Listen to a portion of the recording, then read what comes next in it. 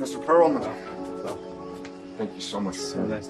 Je suis très confiant, hein? I can show you around. That'd be great. Thank you. So what do you do around here? Read books, transcribe music, swim at the river, go out at night. Sounds fun. All right, later.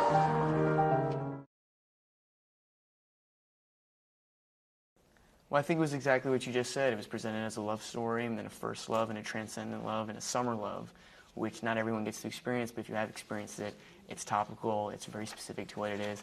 And certainly there couldn't have been anybody better than Luca to capture what that would have felt like in the 80s in a small town in Italy, which is almost a character in and of itself. So, yeah, it was the identity of the film, the way Luca explained it, was a variety of those things. I remember Lucas saying to me early on, I don't want to make a gay movie. That doesn't interest me. I'm not interested in that. I want to make a movie about people. I want to make a movie about relationships. I want to make a movie about what connects us all. And I think that's the recognizable and identifiable thing about this movie, that anybody, regardless of your orientation or whatever, will be able to watch, and it will remind you of your first love, regardless of who it was with. I felt like this was going to be a challenge, and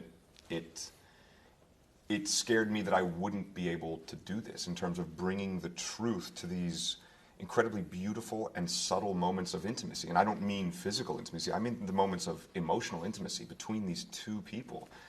I knew it would be a challenge, and I knew it would push me, and that kind of scared me. And we had several conversations, and by the end of it, he helped me sort of understand and see that the reason I had to do this was because I knew it would push me, and I knew it would challenge me. Well, this past summer will feel particularly significant because I feel like I've been waiting for the Toronto Film Festival for like 2 months. I've been texting Armie like for 3 months, like, are you excited, man? I can't wait to get out there, so.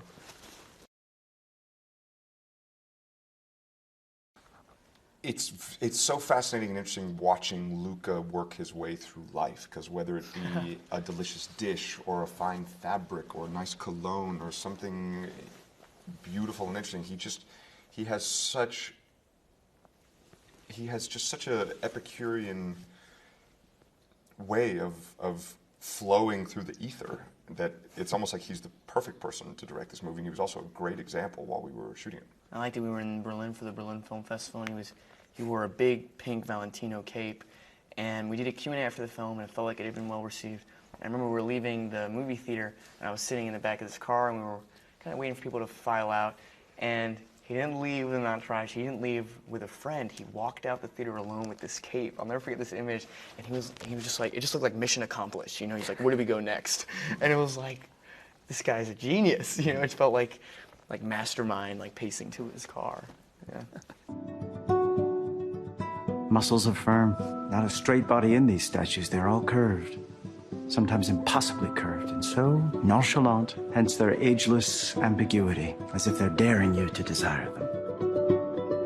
Oh, to see without my eyes, the first time that you give. Is there anything you don't know? Boundless by the time I cry. You only knew how little I know about the things that matter. Build your walls around. What things that matter? White noise, what an awful sound. You know what things. Rumbling by road. You saying what I think you're saying?